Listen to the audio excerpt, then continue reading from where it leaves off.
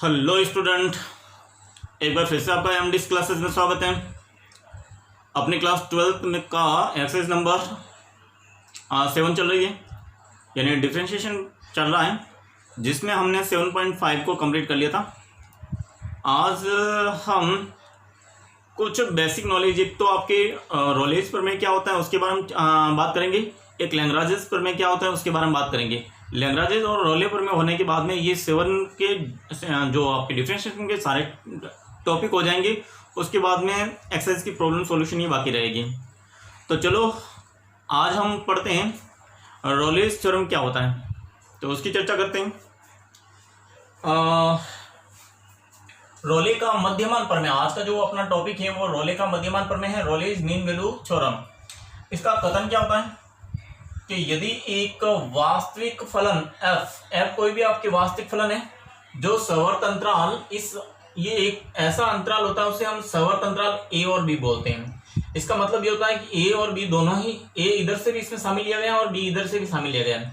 इसको हम close interval भी बोलते हैं, सवर्त अंतराल का क्लोज इंटरवल बोलते हैं।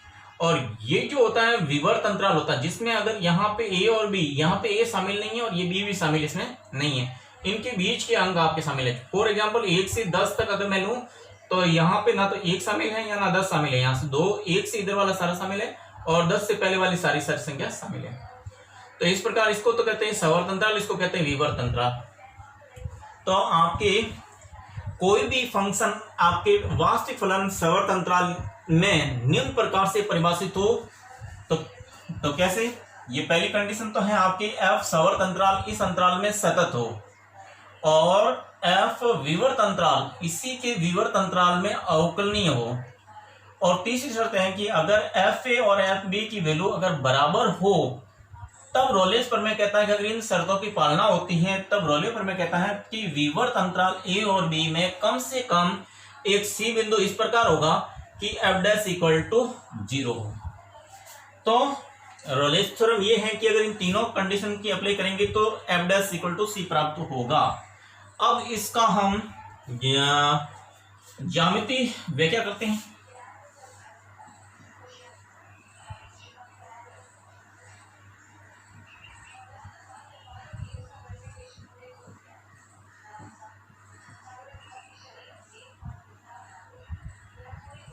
ज्यामिति व्याख्या,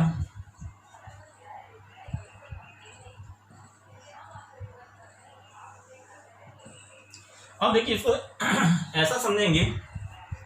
पहले मैं बात कर लेता हूं कि इसकी ज्यामिति व्याख्या क्या होती है, उसके बाद में हम सतत और अवकलनित होते हैं उसके बारे में बात करेंगे। तो सबसे पहले तो इस अंतराल में आपके ये सतत है और इस अंतराल में आपके अवकलनीय है, तो एफ ए और एफ बी बराबर है। इसका मतलब ये हुआ कि अगर कोई ग्राफ ये इस प्रकार का हो या आपके इस प्रकार का हो, ये आपके दो ग्राफ मैंने बनाए,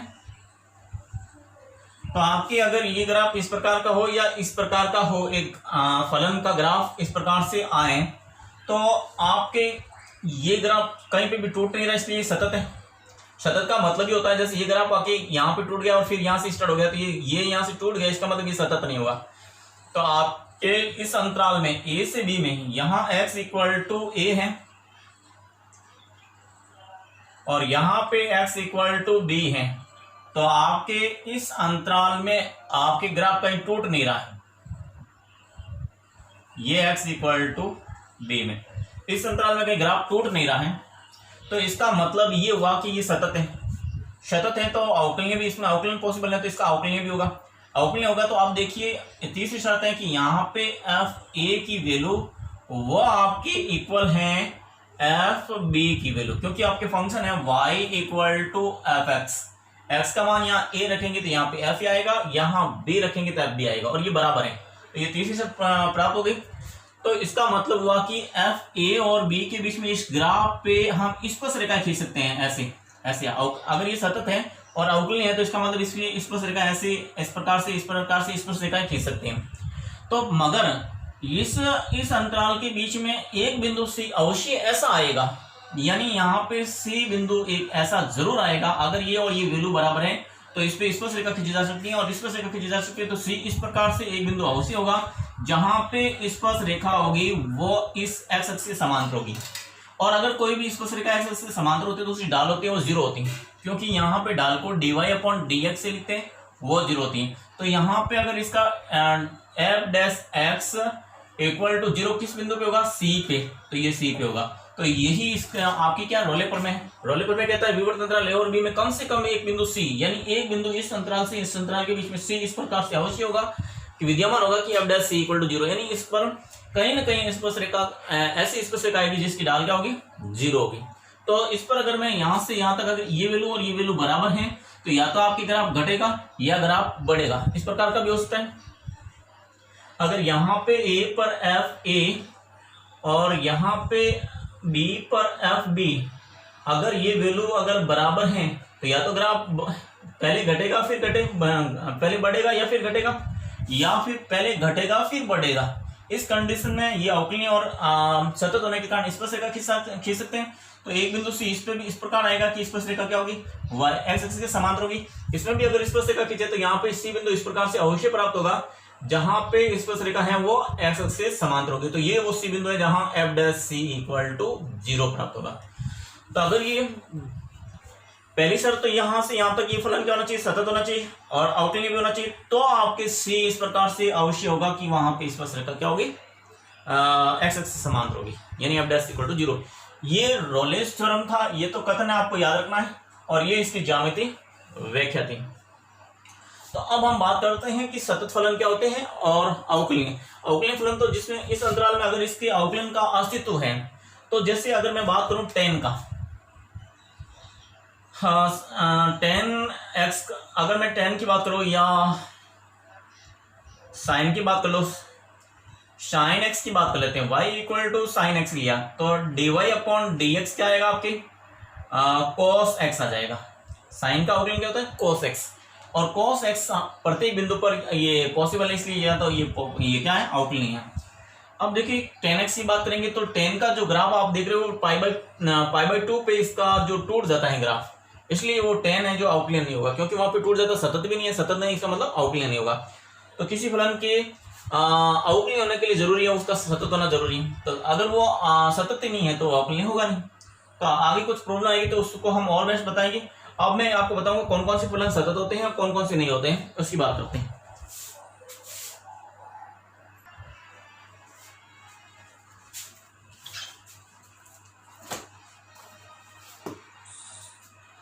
अब देखिए आपको कुछ फंक्शंस दिमाग में रखने हैं कि जो कौन कौन से सतत होते हैं। जो फलन ये आपके फलन आते हैं, आपका नाम सतत फलन। अगर आपके f(x) इक्वल टू x, ये क्या है, तत्सम फलन है, ये आपके सतत होता है। आपके फंक्शन e⁻x में आ जाए तो ये सतत होता है। फंक्शन log x में आ जाए तो ये सतत होता है। और अगर आपके फंक्शन ट्रिग्नोमेट्रिक फंक्शन आ जाए आपके sin cos, यानी ये sin x और cos x है, तो ये फंक्शन सतत होते हैं। और अगर आपके बहुपदीय फलन हो, बहुपदीय फलन सतत होता है। और अगर आपके मॉडुलस फंक्शन हो, यानी आपके मापांक फलन, मापांक फलन यानी f(x) equal to mod of x, इस प्रकार के ये फलन होता है, वो सतत होता है। और तो ये आपके सीधे सीधे थोड़े से दिमाग में रखना है कि ये अगर ऐसा कोई फंक्शन आया तो आपको इसको सतत बोलना है। असतत की बात करेंगे, असतत फंक्शन होते हैं वो आपके ये ग्रेटर इंटीजर फंक्शन है, वो आपके असतत होता है।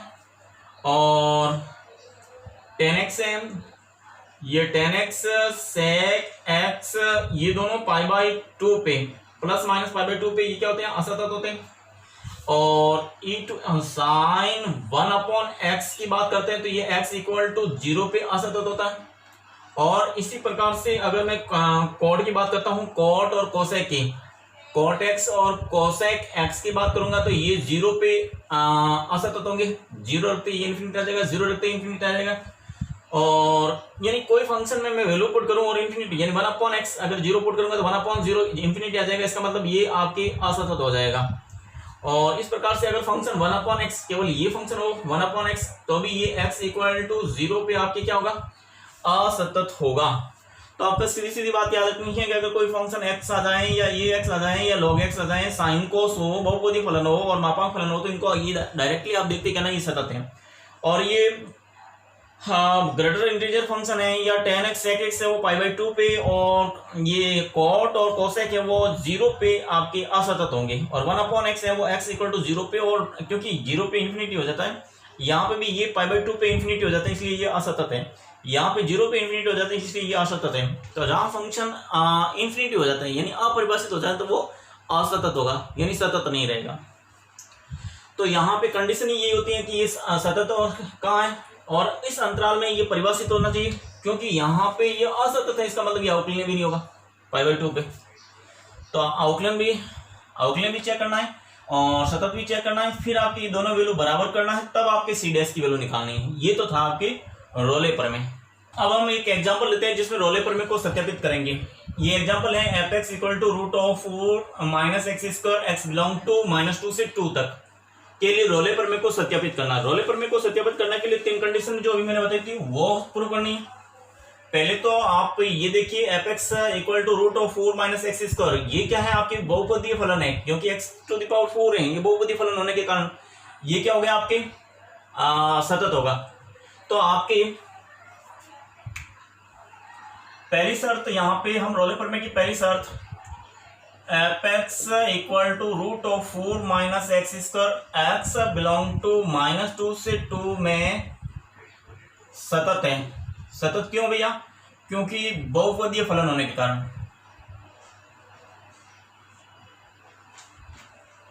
और अभी हमने कहा था बहुपदीय फलन होते हैं सतत होते हैं, आप इसका ग्राफ बना के भी देख सकते हो। इस अंतराल में ये सतत होगा, कहीं भी कटेगा नहीं। अब सेकंड कंडीशन पे बात कर लेते हैं। सेकंड कंडीशन है इसकी अवकलनीयता की। तो f(x) निकालते हैं। f(x) निकालते तो हम जानते हैं कि √x का डिफरेंशिएशन क्या होता है 1/2 √x। तो इसका तो डिफरेंशिएशन होगा 1/2 √4 - x²। ये इसका डिफरेंशिएशन होगा, मगर अभी तो होना किसका बाकी है, dy/dx 4 - x² का होना बाकी है। तो आपकी ये हो जाएगा, इस 4 का हो गया 0 और इसका हो जाएगा -2x। तो यहाँ पे आ गया -2x अपॉन 2 √4 - x²। ये 2 से 2 कैंसिल हो जाएगा, तो इसका डिफरेंशिएशन आ गया आपके x अपॉन √4 - x², ये नेगेटिव। अब यहाँ पे देखिए -2 अगर रखते हैं तो यहाँ 0 हो जाता, वो इन्फिनिट हो जाता। तो -2 पे ये डिफरेंशिएबल नहीं है और 2 पे भी डिफरेंशिएबल नहीं है, क्योंकि अगर मैं यहाँ पे -2 अपॉन √4 - 4 करूंगा तो यहाँ 0 हो जाएगा, तो इसका मतलब ये इन्फिनिटी आ जाएगा। और मैं अगर 2 रखता हूँ, यहाँ -2 रखेंगे तो प्लस में जाएगा, और -2 अपॉन √4 - 4 यानी माइनस इन्फिनिटी आ जाएगा।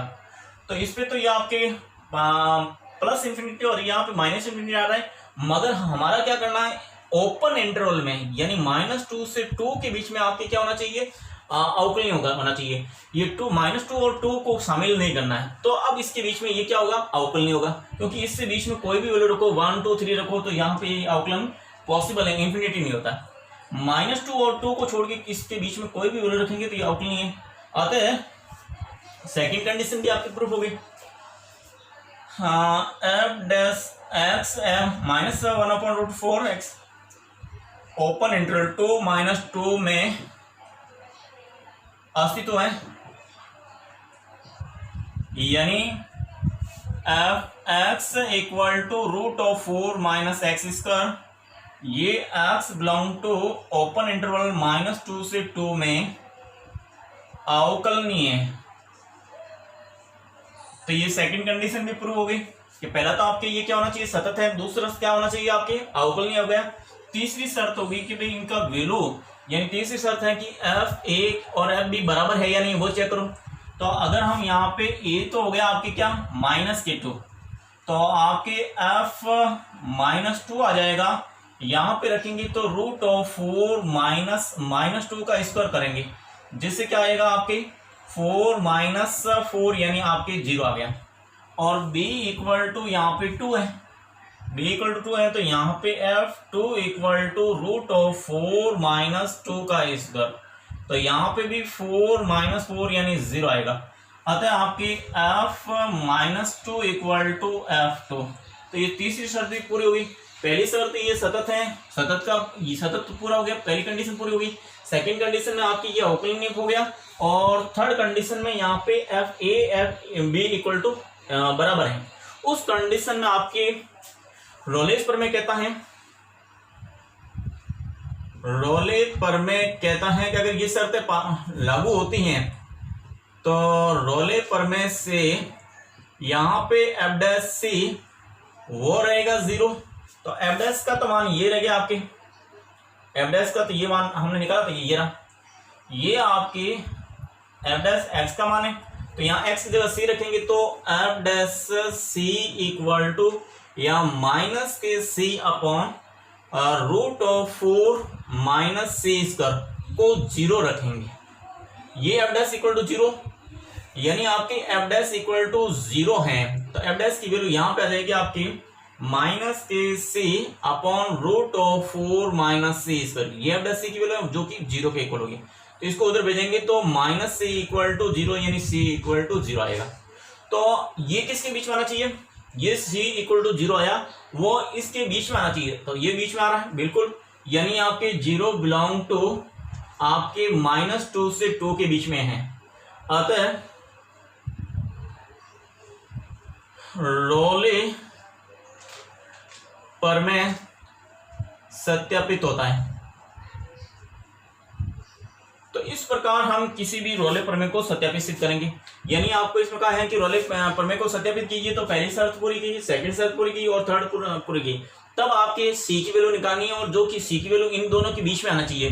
तो यानी 0 है जो इनके बीच में आ रहा है, इसका मतलब आपके ये रोले प्रमेय को सत्यापित करता है।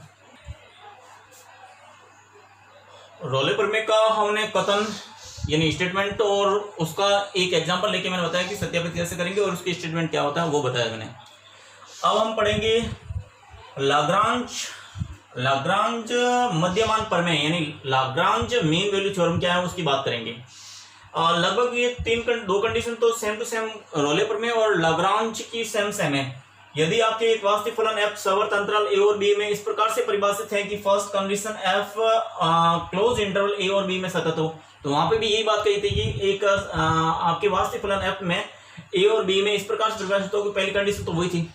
सेकेंड कंडीशन में f ओपन इंटरवल a और b में अवकलनीय हो, तो वहां पे भी अवकलनीय था, तो यहाँ तक तो बिल्कुल रोले प्रमेय और ये सेम है। मगर वहां तीसरी शर्त रोले में तीसरी शर्त थी कि एफ ए और एफ बी इक्वल हो। यहाँ तीसरी शर्त, यहाँ दो शर्तें हैं, दो शर्तें अगर इन दोनों शर्तों का अगर ये फलन सतत है अवकलनीय है तो उस कंडीशन में ओपन इंटरवल ए और बी में कोई बिंदु सी इस प्रकार होगा कि f dash c equal to F B minus F a upon b minus a होगा। ये है रोले प्रमेय, ये लाग्रांज प्रमेय है जो ये कह रहा है, और वहां पे एफ डैश इक्वल टू सी कह रहा था। तो अब देखिए इसका अंतर केवल इसमें से ये लाइन का है, और उसमें 3 कंडीशन थी, इसमें 2 ही कंडीशन है। अब इसकी हम ज्यामितीय व्याख्या को समझते हैं कि ये क्या है।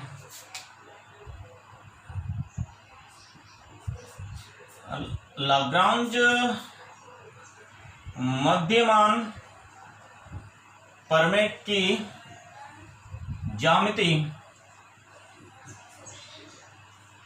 ज्यामितीय अर्थ, इसका ज्यामितीय अर्थ क्या होता है वो समझते हैं। कि मान लीजिए कोई फलन, कोई वर्ग अगर इस प्रकार से कोई कर्व है जो क्या है, देखो यहाँ पे सतत भी है और अवकलनीय भी है। अवकलनीय मतलब इस पे स्पर्श रेखा खींची जा सकती है, और सतत है मतलब कहीं से टूट नहीं रहा है, सतत भी है और अवकलनीय भी। इस अंतराल आपकी ये आपकी यहाँ x इक्वल टू a से x इक्वल टू b में ये देखो आपके सतत है क्योंकि कहीं टूट नहीं रहा है, और यहाँ पे स्पर्श रेखा खींची जा सकती है, इसलिए ये आपके अवकलनीय भी है। ये ऐसा भी हो सकता है, कोई जरूरी नहीं, ये कर्व ऐसा भी हो सकता है। ये यहां पे आपके x इक्वल टू a, यहां आपके x इक्वल टू b। मैंने जानबूझ के यहाँ पे ये ऐसा लिया है, इक्वल नहीं लिया, क्योंकि ये इसमें कोई नहीं कहा है कि x equal to F A. यहाँ पे एफ ए आएगा, यहाँ पे एफ बी, यहाँ पे आपके एफ ए होगा, तो यहाँ पे एफ बी आएगा। तो देखिए दो शर्तें तो पूरी पालन होगी, यहाँ पे ये भी सतत है और आउटलाइन है, और ये भी सतत और आउटलाइन है। तीसरी शर्त, तो इस अंतराल में सी कोई भी बिंदु इस प्रकार होगा कि ये क्या कह रहा है कि यहाँ पे कहीं पे भी ये सी बिंदु यहाँ पे अवश्य इस प्रकार होगा कि यहाँ पे सी पर अगर मैं स्पर्श रेखा खींचूं ये, तो यहाँ पे जो इसकी जो ढाल आएगी यानी आपके एफ' से आएगी, इसकी ढाल आएगी वो इन दो बिंदुओं को मिलाने वाली रेखा के समांतर होगी।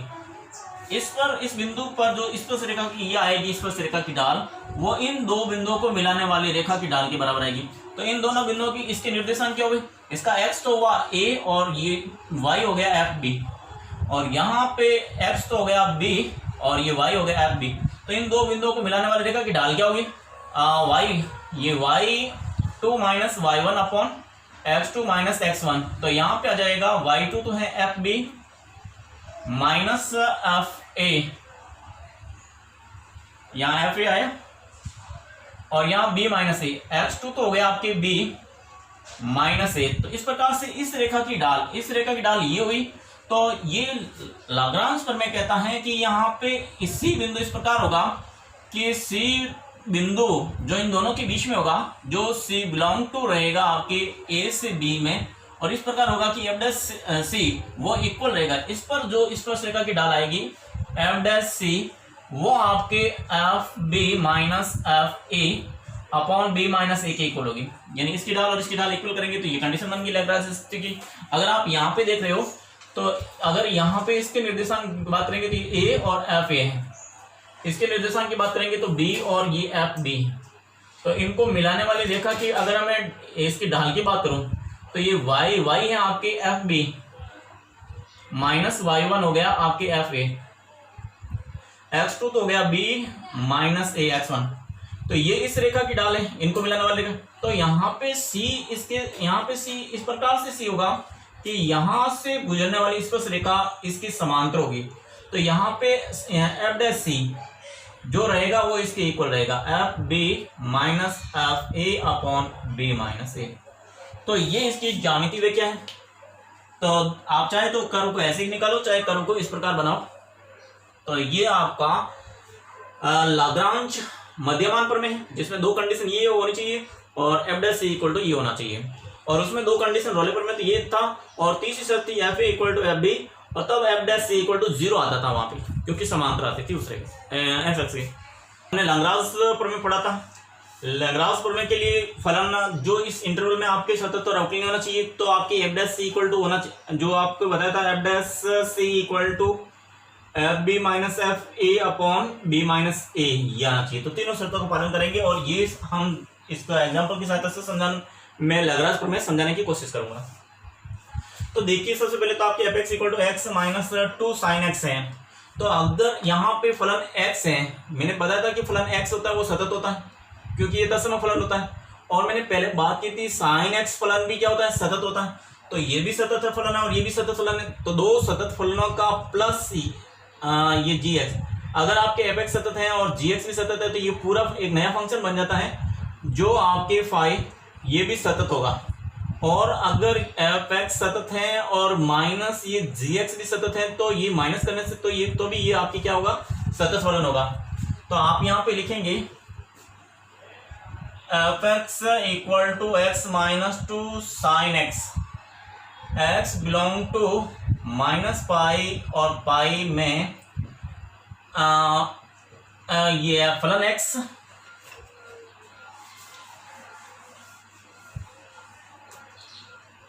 एक्स तथा साइन एक्स सतत हैं, अतः आपके F X X minus 2 sine X, X belong to minus pi और पाई में सतत फलन होगा। तो सतत फलन हो गया। सेकेंड हम बात करते हैं अवकलनीयता की। तो एफ' एक्स निकालेंगे, तो यहाँ पे एफ' निकालेंगे तो एक्स का तो हो जाएगा 1 और माइनस 2 साइन का हो जाएगा आपकी कोस एक्स। अब देखिए यहाँ पे पाई, अगर मैं माइनस पाई रखूँ तो भी आपके क्या आएगा, कोस पाई का मान 0 यानी 1 आएगा।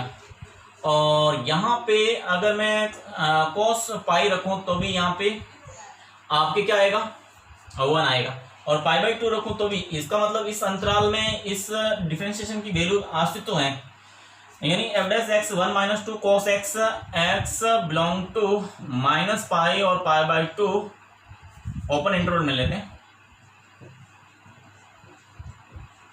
अस्तित्व है। अतः fx अतः आपके fx ओपन इंटरवल -π से π में अवकलनीय है। तो ये दूसरी शर्त भी पूरी होगी। अब तीसरी शर्त के मुताबिक तो आपके एफ बी निकालिए। यहाँ पे ये तो आपके ए है और ये आपका बी है, यानी a इक्वल टू -b, तो आपके f -π वो हो जाएगा आपके -π-2 sin -π। तो ये हो गया π -2, ये -1 प्लस हो जाएगा, और ये sin π, और sin π का मान 0 होता है, तो ये तो 0 हो गया। इसका मतलब ये आया आपकी -kπ, तथा b इक्वल टू π, तो आपके f पाई पे b आपके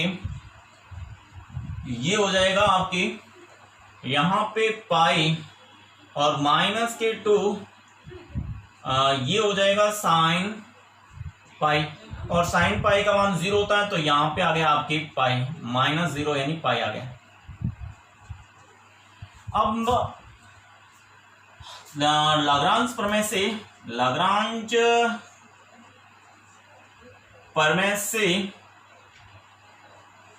f' वो रहेगा आपके f B minus F a upon b minus A.